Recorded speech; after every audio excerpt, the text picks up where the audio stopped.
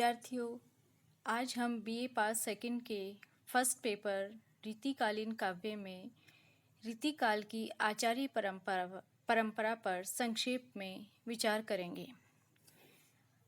रीतिकाल में कवियों ने कविता के साथ साथ लक्षण ग्रंथों की परंपरा भी डाली। लक्षण ग्रंथ अर्थात वे कविता कैसे रची जाए, किन किन काव्य अंगों को लेकर रची जाए, किन छंदों, किन अलंकारों का, किस प्रकार रसों का प्रयोग किया जाए, इस तरह की जो शिक्षा को लेकर रचे जाने वाले ग्रंथ थे वे लक्षण ग्रंथ कहलाए। और इन लक्षण ग्रंथों को रचने वाले कवि आचार्य कवि कहलाए। रीतिकाल के पूर्व हिंदी का भक्ति काल आता है। भक्ति काल का कवि भक्ति साधना और रहस्य साधना के प्रति समर्पित थे। फिर भी उन्होंने रीतिकालीन कवियों के लिए सुदृढ़ पृष्ठभूमि अवश्य तैयार की थी और इसी भूमि से रीतिकालीन काव्य शास्त्र की परंपरा का प्रारंभ होता है। कहने की आवश्यकता नहीं कि रीतिकालीन काव्य शास्त्रीय तत्वों में विमर्श के लिए वे पूरे सावधान थे। संस्कृत की काव्य शास्त्रीय परंपरा को वे अच्छी तरह से जानते थे, अच्छी तरह से परिचित थे।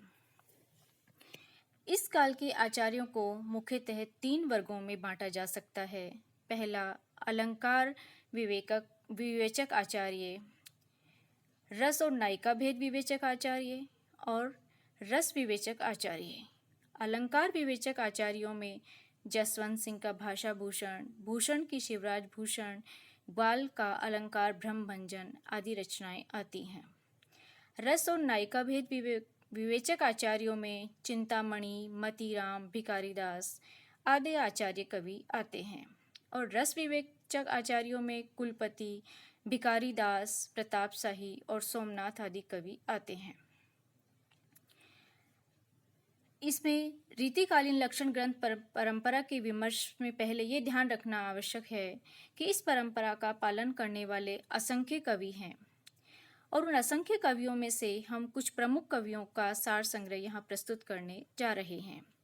कुछ विशिष्ट रीतिकालीन आचार्य कवियों में पहला नाम आता है आचार्य कवि केशवदास का।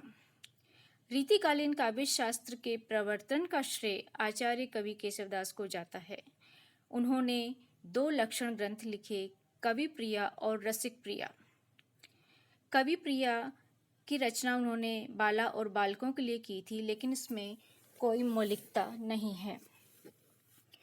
केशवदास ने कवि प्रिया में काव्य दोष, कवि भेद, कवि रीतियों, अलंकार आदि का वर्णन किया जाता है। वास्तव में वे हिंदी के प्रथम आचार्य हैं। दूसरे आचार्य परंपरा के महत्वपूर्ण कवि चिंतामणि त्रिपाठी हैं। कतिपय विद्वानों ने चिंतामणि से ही रीतिकाल की वास्तविक आचार्य परंपरा का निरंतर प्रवाह माना है। आगे के रीतिकालीन कवियों ने केशव का ही नहीं वरन चिंतामणि का अनुसरण किया है। उनका कवि कुल कल्पतरु ग्रंथ एक महनीय ग्रंथ है। इसके अतिरिक्त उन्होंने पिंगल, काव्य विवेक, काव्य प्रमाण, रसमंजरी, रामायण आदि ग्रंथों का भी निर्माण किया, लेकिन वे उपलब्ध नहीं हैं। इनमें से केवल 3 ग्रंथ कवि कुल कल्पतरु, श्रृंगार मंजरी और पिंगल ही उपलब्ध हैं। उन्होंने काव्य गुण, काव्य दोष, शब्द शक्ति, अलंकार आदि काव्य शास्त्रीय विषयों का विमर्श किया है। यद्यपि विवेच्य विषय नया नहीं है, लेकिन उसका प्रतिपादन प्रभावशाली ढंग से किया गया है। तोष, कवि सुधानिधि तोष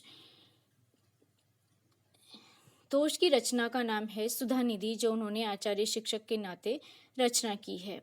यह रस का विवेचक ग्रंथ है। इसमें 9 रस, भाव, रस दोष, काव्य प्रवृत्तियां, नायिका भेद आदि को निरूपित किया है। जसवंत सिंह की रीति रचना का नाम भाषा भूषण है। इस पर संस्कृत के ग्रंथ चंद्रालोक और कुवलयानंद का प्रभाव देखा जा सकता है।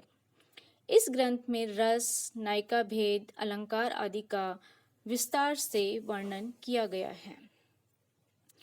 एक अन्य आचार्य कवि मतीराम हैं। मतीराम रीतिकाल के प्रतिनिधि कवि हैं और उन्होंने निम्नलिखित काव्य शास्त्रीय ग्रंथों का प्रणयन किया, रचना की है: रसराज, ललित ललाम, साहित्य सार और श्रृंगार लक्षण। रसराज श्रृंगार विषय ग्रंथ है। ललित ललाम उनकी अलंकार रचना से संबंधित कृति है।